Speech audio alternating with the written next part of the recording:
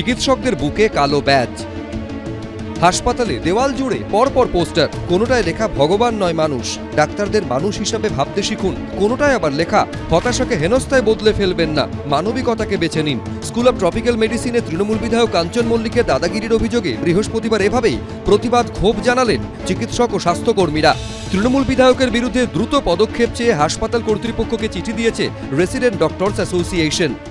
অবশ্যই আমাদের যেটা মূল দাবি বা আমাদের পরামর্শ সেটা হচ্ছে যে এই চিকিৎসা ক্ষেত্রে যে বারবার করে যে আগ্রাসন আসছে বিভিন্নভাবে, সেই আগ্রাসনের সঠিক যারা আগ্রাসী মনোভাব নিয়ে যারা ডাক্তারদের ওপর, চিকিৎসা কর্মীদের ওপর, নার্সদের ওপর নির্যাতন করছেন, সেটা শারীরিকভাবে হতে পারে বা সেটা কথার মাধ্যমে হতে পারে, সেই সমস্ত ক্ষেত্রে এগুলোর নির্দিষ্টভাবে তদন্ত করে তাদের নির্দিষ্টভাবে শাস্তি প্রক্রিয়ার ব্যবস্থা করা হোক। তৃণমূল বিধায়ক কাঞ্চন মল্লিকের বিরুদ্ধে কড়া ব্যবস্থা নেওয়ার দাবি জানানো হয়েছে আরও একাধিক চিকিৎসক সংগঠনের তরফে।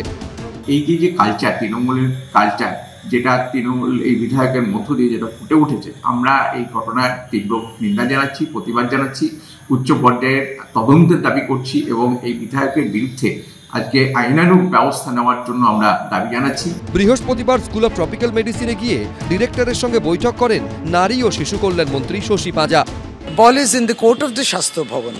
আমরা মাননীয় বিধায়কের সঙ্গেও কথা বলবো, আমি মাননীয় স্পিকারকেও এ বিষয়টা বলেছি, তিনি কথা বলুন।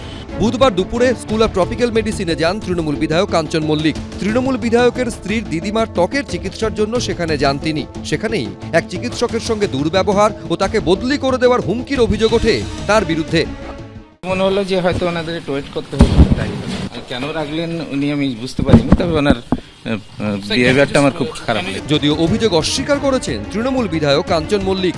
উনি তাকে বললেন, আপনি স্কিন ডিপার্টমেন্টে তো দেখিয়েছেন, আপনি কেন আবার আপনি এখানে কেন পেলেন? হঠাৎ উনি বলে কি না দেখবো সেটা আপনি ঠিক করবেন। একটা ওষুধ ছিল, আমাকে জিজ্ঞেস করেছে আচ্ছা এই নেক্সট ওষুধটা কি চলবে না বন্ধ করে দেবো। তা উনি বললেন আপনি এমবিবিএস ডাক্তার না? আমি এমবিবিএস। যা তাহলে এখানে আসুন, এখানে এসে আপনি প্রেসক্রিপশন করে নিন, যান। এই আমি তখন বলেছি যে আপনি এভাবে কেন কথা বলছেন? আমি বললাম কি আশ্চর্য, আপনি গলা নামিয়ে কথা, কি আবার কি ধরনের কথাবার্তা? তৃণমূল বিধায়কের আচরণের কড়া সমালোচনা করেছে বিরোধীরা।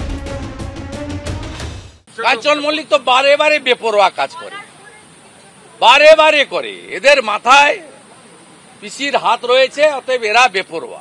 কোনো একটা জায়গায় কাঞ্চন মল্লিক ধৈর্য এবং মেজাজ নিয়ন্ত্রণ করতে পারেননি, সেটা যারা তৃণমূল সমর্থক চিকিৎসক বা জুনিয়র ডক্টর বা আমাদের যারা সমিতি আছেন তারাও ব্যাপারটায় বিরক্ত হয়েছেন।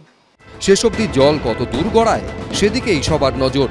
জিলম করঞ্জাই, আবির দত্ত, কৃষ্ণেন্দু অধিকারী, এবিপি আনন্দ।